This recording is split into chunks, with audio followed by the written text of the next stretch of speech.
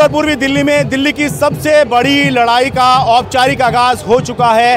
कन्हैया कुमार जो कि कांग्रेस के उम्मीदवार हैं, इंडिया गठबंधन के उम्मीदवार हैं, यानी कि कांग्रेस और आम आदमी पार्टी के साझे उम्मीदवार हैं, ये अपनी नामांकन यात्रा निकाल रहे हैं। हालांकि क्योंकि आज नामांकन का आखिरी दिन था और कहीं गड़बड़ ना हो जाए, इसलिए कन्हैया कुमार ने नामांकन यात्रा निकालने से पहले ही अपना नामांकन दाखिल कर दिया है। तो नामांकन दाखिल करने के बाद ये रोड शो कर रहे हैं और ये देखिए कन्हैया कुमार हैं, हाथ में संविधान की जो मूल प्रस्तावना है उसकी फोटो लेकर कन्हैया कुमार चल रहे हैं।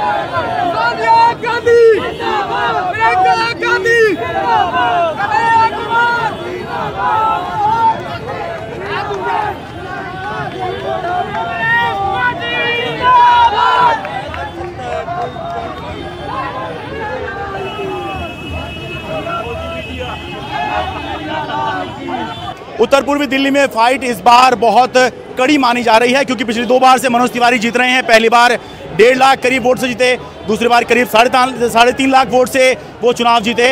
अब उसके बाद में अब कांग्रेस के उम्मीदवार कन्हैया कुमार यहाँ से बने हैं। दोनों ही जो उम्मीदवार हैं, चाहे वो कांग्रेस के हों बीजेपी के हों, दोनों ही पूर्वांचली चेहरा हैं और संविधान बचाने के नाम पर इस बार पूरा जो विपक्ष का गठबंधन है, इंडिया गठबंधन, वो चुनाव लड़ रहा है। और इसीलिए संविधान की एक प्रति यानी मूल प्रस्तावना जो है संविधान की, we the people of India, हम भारत के लोग से जो शुरू होती है संविधान की मूल प्रस्तावना, यहाँ अपने साथ इसकी फोटो लेकर कन्हैया कुमार चल रहे हैं।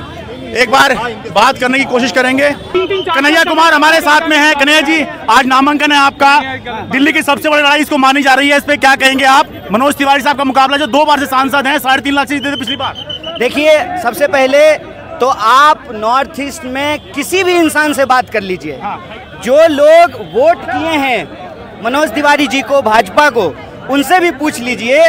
वो कहते हैं कि हमारे सांसद तो हमको दिखाई ही नहीं देते हैं, हमारे सांसद इस क्षेत्र के लिए कोई काम नहीं करते हैं। मतलब इस क्षेत्र की जो जनता है वो सांसद के काम से नाखुश है। उनको लगता है कि इस क्षेत्र में जो भाजपा है, जो भाजपा के सांसद हैं, उन्होंने कोई काम नहीं किया है। तो एक तरफ झूठ है, दूसरी तरफ सच्चाई है, एक तरफ अन्याय है, दूसरी तरफ न्याय है। तो ये लड़ाई 2 व्यक्ति के बीच की नहीं है, ये लड़ाई अन्याय और न्याय के बीच है। ठीक है, वो मोदी जी के नाम पे वोट मांग रहे हैं, आप किसके नाम पे वोट मांग रहे हैं? मैंने देखा कि संविधान की कॉपी आप साथ में लेकर चल रहे थे। हम तो काम के नाम पे ही वोट मांग रहे हैं। कांग्रेस पार्टी ने इस देश के लिए जो काम किया है और इंडिया अलायंस इस देश के लिए जो काम करना चाहती है, हम उसके नाम पे वोट मांग रहे हैं। हम अन्याय के खिलाफ न्याय के समर्थन में वोट मांग रहे हैं। अच्छी खासी भीड़ और जोशीली भीड़ के साथ कन्हैया कुमार अपना रोड शो निकाल रहे हैं। देखिए, जैसा कि मैंने बताया है, इस भीड़ में सभी तरह के लोग हैं, कांग्रेस के भी हैं, आम आदमी पार्टी के भी हैं, लेफ्ट के भी हैं, NSUI के भी हैं और दूसरे जो छात्र संगठन हैं उनके भी लोग हैं। काफी जोश कन्हैया के लिए दिखाई दे रहा है।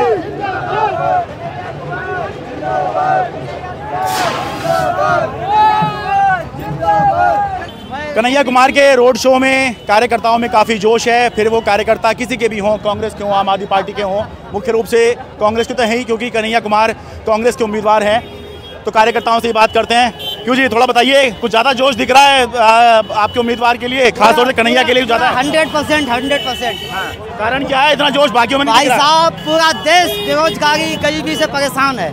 मोदी जी के जुमले 2 करोड़ नौकरी अब तक के वादे सब झूठे निकले हैं। इस वजह से सारी पब्लिक एक तरफा हो गई है और इस बार भारतीय जनता पार्टी का कोई बिस्तर बंद गया। ये झंडा तो बहुत बड़ा ले लिया जी आपने पार्टी का। झंडा हम ये हमारे देश का झंडा समझो, इसे पार्टी का झंडा समझो। देश का नहीं है, ये तो पार्टी का है भाई। हाँ, है पार्टी का ही, ये पार्टी का ही है। लेकिन मैं ये कहना चाह रहा हूँ, हमें एक खुशी है कि हमारे बीच में एक कांग्रेस पार्टी ने एक सितारा, एक जिचारू नौजवान, PhD करा हुआ कैंडिडेट हमें दिया है। हमें इस बात की बहुत खुशी है। और कन्हैया कुमार जी 4 जून को कम से कम 1.5 लाख वोटों से जीत के आएंगे। हम दिखा दूं इस तरह से जगह जगह पर जो ये यात्रा चल रही है नॉमिनेशन की, इसमें जगह जगह पर कन्हैया कुमार के स्वागत के लिए इस तरह से जो समर्थक हैं, कार्यकर्ता हैं, इसमें देखिए आपको दिखाऊं आम आदमी पार्टी का झंडा, ये पटका पहने हुए दिख जाएंगे और कांग्रेस का पटका पहने भी दिख जाएंगे। तो ये बात इस बात की तस्दीक करती है कि ज़मीन पर भी ये जो गठबंधन हुआ है केवल नेताओं का गठबंधन नहीं है, कार्यकर्ताओं का भी ये गठबंधन है, ज़मीन पर गठबंधन हुआ है।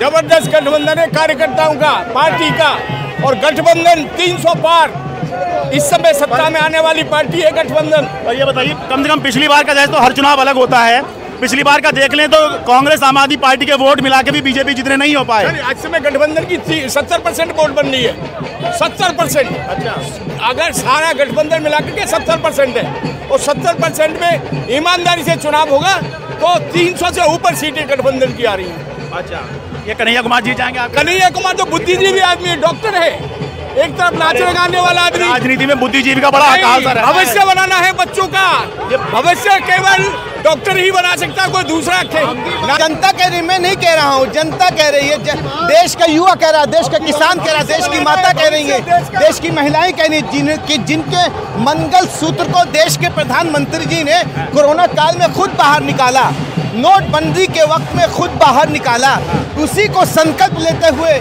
माननीय राहुल गांधी जी ने देश में पदयात्रा की, भारत जोड़ो न्याय यात्रा की, और उन्होंने इस बात को बता दिया कि ये सरकार युवाओं के खिलाफ है, ये सरकार किसानों के खिलाफ है, ये सरकार मध्यम वर्ग बिजनेसमैन है उनके खिलाफ है, देश का जो विकास है उसके खिलाफ है। इसलिए आप आक्रोश देख सकते हैं किस तरीके से नौजवानों में, बूढ़ों में, बच्चों में एक आक्रोश, एक जन आक्रोश देखने को मिला। आपका कहना चाह रहे हैं, जल्दी कहिए फिर उधर जाऊंगा। मैं ये कहना चाह रहा हूँ कि देश की जरूरत है, जनता भाजपा से लड़ाई लड़ रही है, इंडिया गठबंधन की सरकार आएगी, नौजवानों की सरकार आएगी, किसानों की सरकार आएगी। भारत के प्रधानमंत्री ने वो काम करके दिखाया जो आज तक किसी ने नहीं किया। हिंदू मुसलमान पर वोट मांग रहे हैं देश के गृह मंत्री और प्रधानमंत्री, उनको याद नहीं है कि इस देश को आजाद कराने में हिंदू मुसलमान का बराबर का योगदान रहा है। ये गांधी का देश है, गोडसे का देश नहीं, ये मंगल पांडे का, सरदार उधम सिंह का, अमीर अब्दुल हमीद का देश है। ये तुम्हारे कहने से देश बदलने वाला नहीं है। बहुत शुक्रिया। तो एक बार ऊपर की तरफ आ जाएं, एक बड़ी तस्वीर दिखाने की कोशिश करता हूं, थोड़ा ऊंचाई से ज़्यादा दिख जाती है। हाँ जी, आपका कहना जल्दी बताइए। सर, कन्हैया कुमार बहुत भारी बहुमतों से जीत रहे हैं। हाँ। और ये कांग्रेस और आम आदमी पार्टी के वोट मिला के भी पिछली बार बीजेपी से ज़्यादा नहीं हो रहे। हर चुनाव वैसे तो अलग होता है, लेकिन कैसे, किस आधार पे आप ये मान रहे हैं कि आपका उम्मीदवार जीत जाएगा? सर, पहले जुमले भी तो थे ना, जुमले कहाँ गए?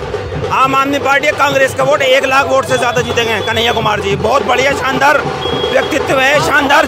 जेएनयू के पढ़े हुए, जेएनयू से पढ़े हुए, बहुत बड़े मार्जिन से जीत होने वाली है। बहुत बड़ी लड़ाई है इस बार, मार्जिन की लड़ाई तो बड़ी है। और दूसरी चीज, अब जो गठबंधन हुआ है ना, ये उत्तर पूर्वी दिल्ली के अंदर, नॉर्थ ईस्ट के अंदर, आप देखना दिल्ली के अंदर बहुत बड़ा बदलाव आने वाला है इस बार। क्योंकि बहुत शुक्रिया, एक बार फिर से दिखाता हूँ। 7 सीटें जीतेंगे, 7। भाजपा ने खुद बदले, 7वां जनता बदलेगी। 6 टिकट तो भाजपा ने खुद बदल दिए, 7वां जनता बदलेगी। ठीक है। पत्रकार बंधुओं, मैं मीडिया के माध्यम से कहना चाहूँ, देश के चौथे स्टम्प आप देश की सच्चाई दिखानी शुरू कर दो। सच्चाई दिखा रहे हैं, ये देखिए, कहना पड़ेगा काफी जोशीला और भीड़ भाड़ से परिपूर्ण शक्ति प्रदर्शन जिसे कहते हैं। वैसे तो शक्ति प्रदर्शन इससे कम पे भी हो जाता, लेकिन काफी जोशीला ये रोड शो, कार्यकर्ताओं में जोश लगातार मुझे बोलना पड़ रहा है कि बहुत ज़्यादा जोश कन्हैया कुमार की वजह से, एक कैंडिडेट की वजह से इतना जोश। ये बताता है कि आखिर कैंडिडेट, पार्टी तो इम्पोर्टेंट होती है चुनाव में, लेकिन कैंडिडेट क्यों इम्पोर्टेंट होता है, और कैंडिडेट अगर कन्हैया कुमार जैसा हो जाए तो किस तरह से जो काडर है, जो कार्यकर्ता हैं, जो परसेप्शन है, उसमें एक नई ऊर्जा का संचार भी किया करता है। बाकी उत्तर पूर्वी दिल्ली की जनता तय करेगी।